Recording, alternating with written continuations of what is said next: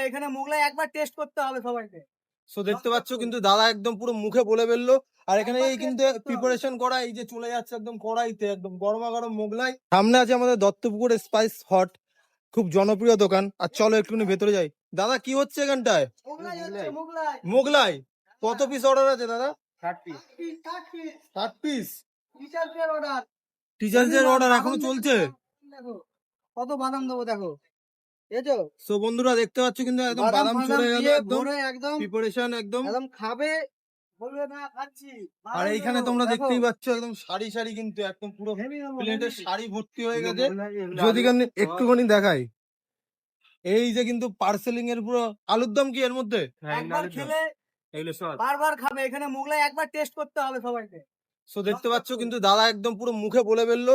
আর এখানে একবার এই taste কিন্তু করতে হবে। প্রিপারেশন করা, এই যে চলে যাচ্ছে একদম কড়াইতে, একদম গরমা গরম মোগলাই। আর এই যে তরকারি খেতে হলে কোথায় আসতে হবে?